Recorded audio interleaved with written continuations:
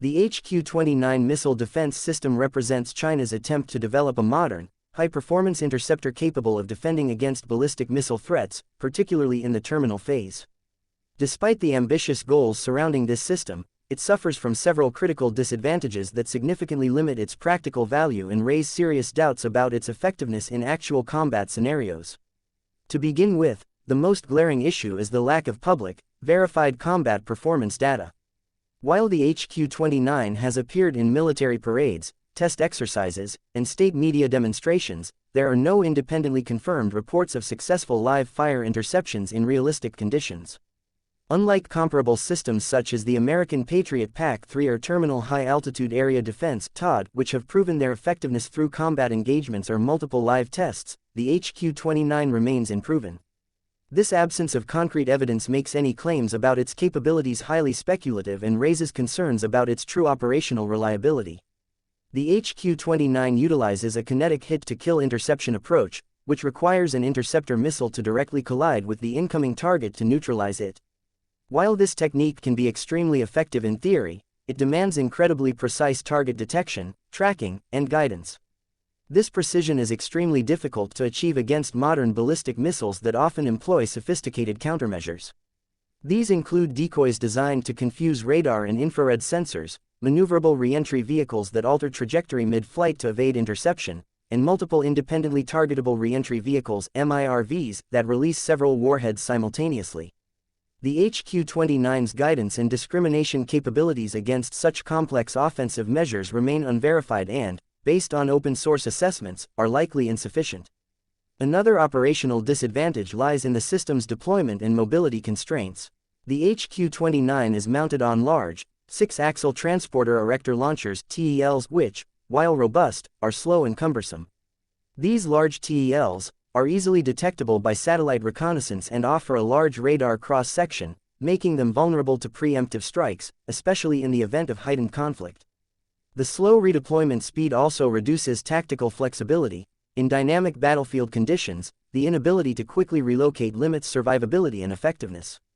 In contrast, some competing missile defense systems prioritize rapid mobility to avoid detection and enhance survivability.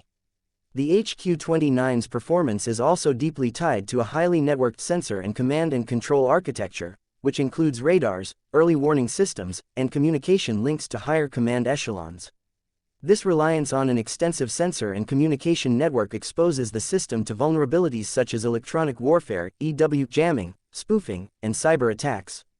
If adversaries successfully disrupt or blind these sensor and communication networks, the HQ-29's interceptors may receive delayed or incorrect targeting data, rendering them ineffective.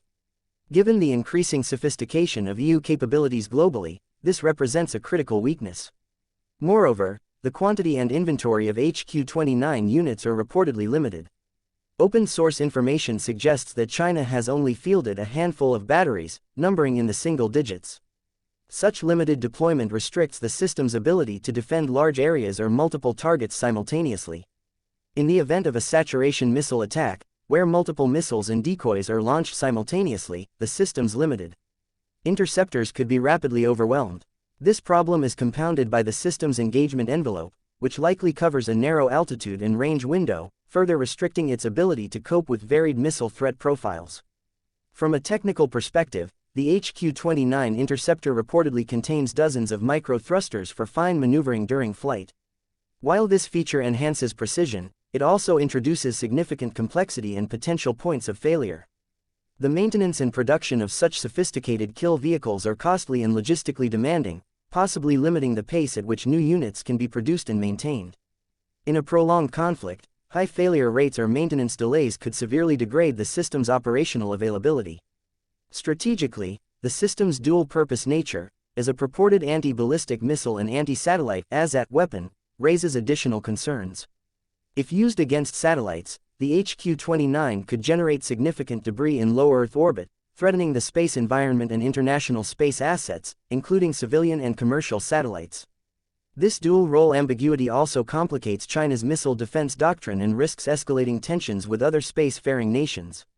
The deployment of such a system signals not only defensive intentions but also potentially offensive capabilities, which may provoke an arms race and increase instability.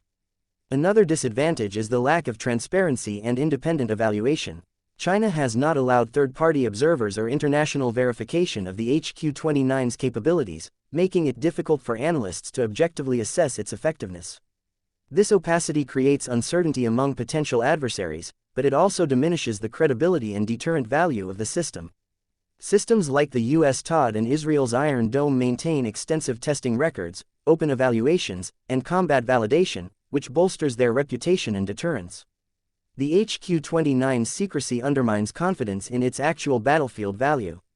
Finally, the HQ-29's role within China's overall missile defense architecture is unclear.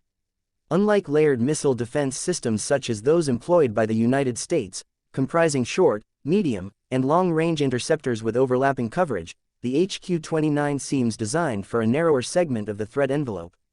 This limited integration reduces the system's strategic flexibility and could leave gaps in China's missile defense shield. While the HQ-29 missile defense system reflects China's ambitions to develop advanced missile interception capabilities, its disadvantages are substantial and multifaceted. The lack of proven combat effectiveness, susceptibility to modern countermeasures, logistical and mobility limitations, dependence on vulnerable sensor networks, limited deployment scale, technical complexity, strategic ambiguity, and absence of transparent testing collectively restrict its utility. As a result, despite its impressive appearance and touted capabilities, the HQ-29 currently remains an unproven system whose real-world effectiveness is highly questionable against the increasingly sophisticated missile threats faced today.